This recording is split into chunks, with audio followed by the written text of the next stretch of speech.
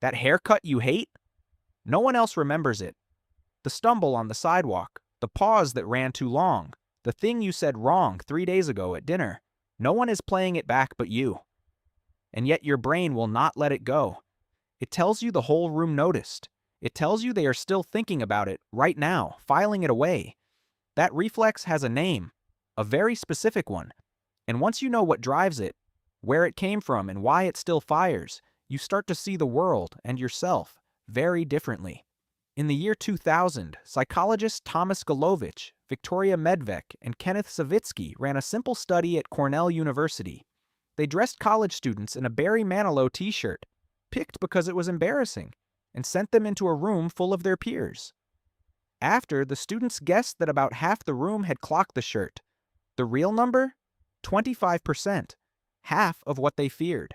Gilovich ran the test again with new shirts, new rooms, new groups of people. The result held every time. People overshot how much others noticed them by a ratio of 2-to-1.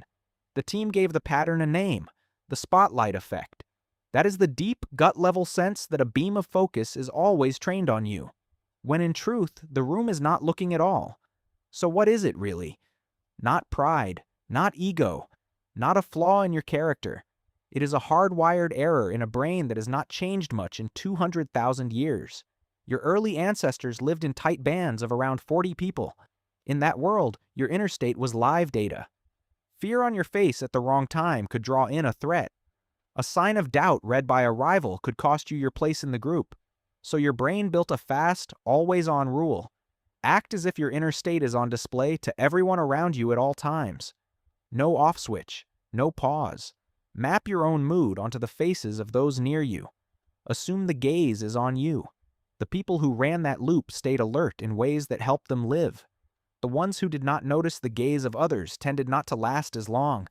The catch, the part that makes this painful in the modern world, is that you are no longer in a group of 40. You move through a city of millions. You scroll feeds built for tens of thousands. But your brain never got that update. It still scans for eyes that are not there. Now here comes the part that makes the trap hard to escape. Even when you know the data, even when you hold the 25% figure in your head as the panic sets in, your body does not respond to it. That is the lock. Your amygdala, the part of the brain that flags threat, fires off its signal before your prefrontal cortex, the part that weighs facts, can slow it down. The heat in your face comes before the logic does. The sweat on your palms shows up before the proof arrives. You feel naked in a room that has already moved on. You go over an apology for a mistake no one stored. You replay a whole exchange at night, rewriting your lines for an audience that shut down hours ago. You edit the version of yourself you put out, not to be better, but to be safe from eyes that are not there. Neuroscientist Lisa Feldman Barrett, whose work on how feelings get made has changed the way the field thinks about the brain, puts it simply: the brain is a machine that runs on what it predicts, not what is real. And by default, it predicts the light is on you. This goes beyond shame in the moment. It shapes how you read your own failure across time. You see your slip-ups as more exposed than they are, so they feel more final than they are. You carry guilt for things that left no mark in anyone else. You hold back from rooms you would have entered. You stay quiet in talks where your voice would have changed things. You cut your own options down again and again, not from a real threat, from a gaze that never existed. But here is what the research gives back to you. The spotlight only runs because you are the one powering it. The moment you stop aiming it at yourself and turn to look at the room instead, the whole picture flips. No one is watching. Every person in that meeting, on that path, in that crowd, is running the same old code, stuck in their own spotlight, sure that everyone caught their stumble, their pause, their shirt.